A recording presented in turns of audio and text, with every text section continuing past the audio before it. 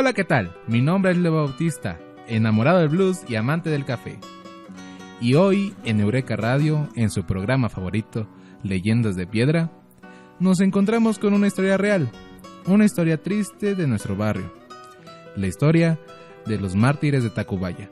Y este es un programa muy especial, pues me acompañan el coordinador del plantel, el licenciado Ernesto Ortega y la licenciada Gabriela Caballero. Muchas gracias, Leo, un gusto estar en este programa de radio de nuestra preparatoria. También es un placer poder estar en este programa.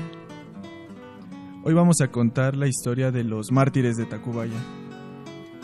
Pues a decir verdad, yo he leído un poco de este suceso. Ya que están aquí, quisiera preguntarles algo. ¿Cómo es que existía una persona como el general Leonardo Márquez, quien siendo mexicano mató a puro inocente? Claro, Leo, vamos a contar y a desmenuzar esta historia poco a poco. Primero te diré que no eran tiempos fáciles. Era abril del año 1859. Nuestra nación tenía 37 años de ser independiente de la corona española. Y después de la independencia, es importante saber que los españoles trataron de regresar y volver a conquistarnos. Además, para el año de ese suceso, 1859, ya habíamos sufrido la primera intervención francesa, la recordada Guerra de los Pasteles, y también la invasión estadounidense, que culminó con la pérdida de la mitad del territorio nacional tras la firma del Tratado Guadalupe Hidalgo. ¿Pero no en 1859 estaba la Guerra de Reforma? Sí, es que justo los legisladores de aquellos tiempos habían analizado que pues era terrible que el poder se concentrara en las manos de la iglesia. Por ejemplo, si te morías, pero no eras católico, no te podían enterrar. No existían actas de nacimiento civiles, solo fes de bautismo. Entonces, si no eras católico, no eras nada. Pero ese no era el único problema. Existían muchos bienes que habían sido entregados a la iglesia en articulo mortis, es decir, a la hora que los sacerdotes ungían a los enfermos los santos óleos, en el lecho de muerte, los moribundos entregaban todos sus bienes para salvar sus almas y los entregaban en muchas ocasiones a la iglesia o para que sirvieran a la Santa Inquisición. ¿Para salvar sus almas? ¿Algo así como un billetito para entrar al cielo? O sea, ¿como un soborno? Ah, caray, eso no me lo sabía. Y además, la Santa Inquisición ya ni existía. ¿O todavía? No, pero habían sido entregados desde la época colonial. Y como ya no había Inquisición, pues eran lo que se dice bienes en manos muertas, como elefantes blancos. Bienes que no se usaban y que estaban ahí como propiedad de la iglesia.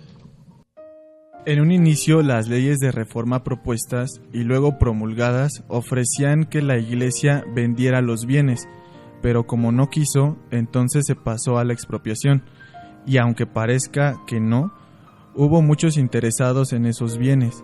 Con la premura de las cosas, se vendieron a precios muy accesibles, aunque las ganancias no fueran muchas. Pero la idea no era tanto por las ganancias, los bienes debían circular y no estar en manos muertas, es decir, no deben estar echándose a perder, como edificios o campos abandonados. Y claro, los que compraron estos bienes fueron excomulgados por la iglesia. Oh, ya entendí. Entonces el pleito entre mexicanos fue por los que estaban de acuerdo y los que estaban en desacuerdo. Así es, Leo. Se dividieron en dos bandos, conservadores y liberales. Para los liberales era crear un estado democrático, pero los conservadores apoyaban a la iglesia y también sus propios privilegios, porque estas leyes también limitaban el poder del ejército, y muchos de los conservadores eran del ejército y se veían afectados sus privilegios.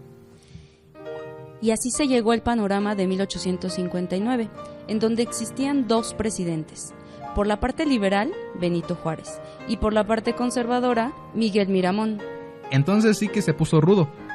Yo estaba leyendo hace rato un poco que Miramón, a pesar de todo, fue un héroe que peleó contra los invasores estadounidenses. ¿Eso es cierto? Así es, él peleó en la batalla de Chapultepec, solo que no es considerado héroe, claro, porque no se murió en esa batalla, tanto liberales como conservadores pelearon contra los estadounidenses que nos invadían, y lo más probable es que Miramón, que tenía 14 años, no tuviera un bando político en ese momento, pero esa es otra historia. Muchas gracias por darnos este contexto, pero ahora sí, vayamos al grano, la historia de los mártires de Tacubaya. Pues, para empezar, ya como presidente conservador, Miramón venía de una derrota en Veracruz. En tanto el general liberal Santos Degollado se encontraba en Tacubaya, cuando llegaron las fuerzas conservadoras del general Leonardo Márquez. Desafortunadamente, Santos Degollado no tenía fama de muchas victorias para los liberales, pero eso sí, tenía un gran corazón y luchaba por grandes ideales. La batalla fue larga y sangrienta, y desafortunadamente la peor parte la llevó el ejército liberal. Los pobladores de la zona de Tacubaya se dedicaron entonces a atender a los heridos, junto con los médicos que pertenecían al ejército liberal. Para atender a los heridos, los médicos se instalaron en el edificio del arzobispado en Tacubaya, en donde hoy está la preparatoria número 4 de la UNAM. Uy, qué interesante. Entonces, esto ya se volvió historia de preparatorias. Sí, y ahí llevaron a los heridos de ambos bandos, conservadores y liberales, y los doctores dieron atención a ellos, sin distinción alguna. Se dice que el general Leonardo Márquez recibió la instrucción de matar a todos los militares del bando liberal. Esto seguramente por la amargura de la derrota que tuvo en Veracruz el presidente conservador Miguel Miramón. Pero ya existían tratados internacionales de no tocar al personal médico, sin importar el bando que fuera, y esos tratados eran conocidos por Márquez. Pero las siguientes acciones él las justificó como que solo cumplió órdenes. Pero era un traidor. Evidentemente, nadie le dijo que matara a los doctores. ¿Cómo? ¿Mató a los doctores? Sí, mató a 53 hombres. El reporte que él dio fue que había matado a 16, pero múltiples fuentes de la época señalan 53. La historia señala así estos hechos. Los médicos del ejército liberal escucharon los disparos de las primeras ejecuciones de los oficiales del ejército liberal. No obstante, continuaron con su labor negándose a abandonar a sus pacientes. De pronto, irrumpió la soldadesca y con violencia separó a los médicos y estudiantes del lecho de los heridos. Momentos después cayeron muertos los médicos Ildefonso Portugal, Gabriel Rivero, Manuel Sánchez, Alberto Abad y Juan Duval. Sufrieron además el suplicio los estudiantes de medicina Juan Díaz Covarrubias y José M. Sánchez. El primero, un joven de 19 años que dedicaba su tiempo libre al cultivo de la poesía y además había convencido a José M. Sánchez de acudir a Tacubaya como voluntarios, sabiendo que había muchos heridos. Juan Díaz Covarrubias no murió de inmediato. Agonizante, fue arrojado sobre un montón de cadáveres. Horas después, aún respiraba.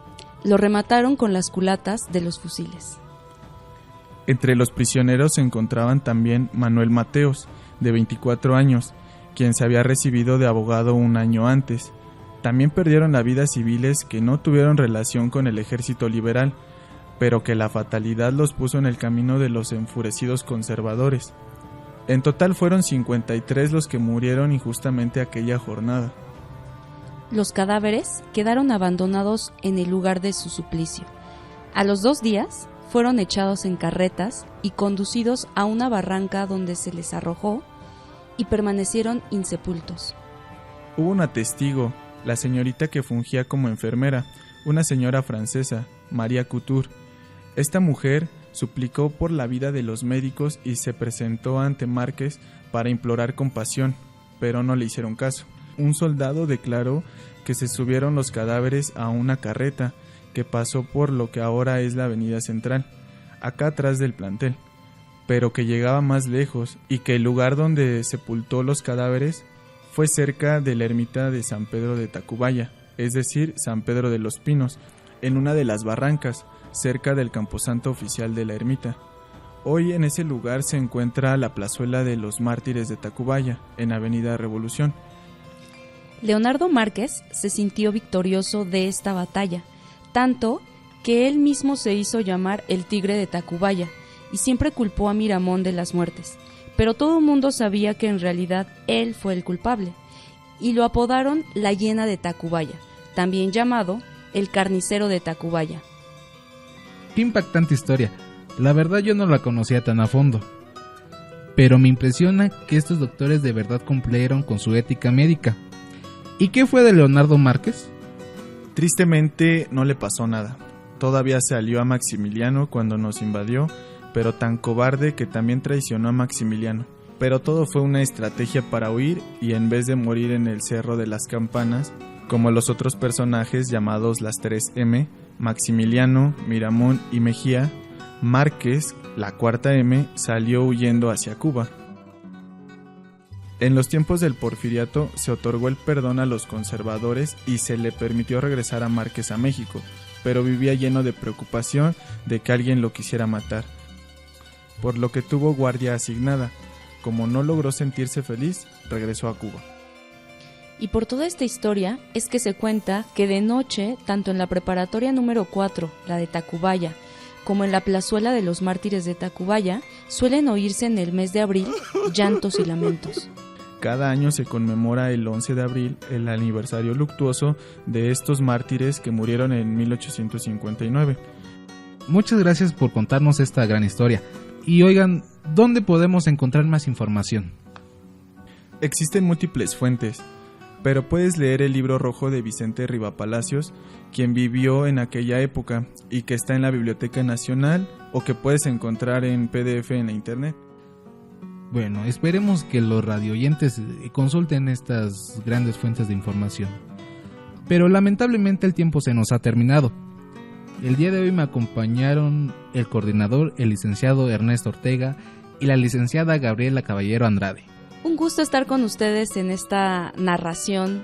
Esperemos que nos vuelvan a invitar. Un gusto el que hayan brindado este espacio. La verdad es que siempre es importante saber un poco de la historia de los lugares en donde nos encontramos.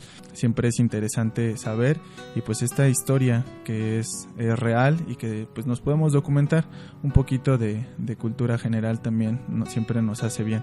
Muchas gracias, Leo, por este espacio. Gracias, licenciada Gabriela, por acompañarnos en este episodio y pues hasta la próxima. Espero la invitación. No, la verdad, muchas gracias a ustedes por darse un espacio para venir a este gran programa. Obviamente los volveremos a invitar. Recuerden que yo soy Leo Bautista, enamorado del blues y amante del café. En la producción, Erika Oviedo. Síganos escuchando por Radio Eureka para no perderse más de Leyendas de Piedra. Hasta la próxima.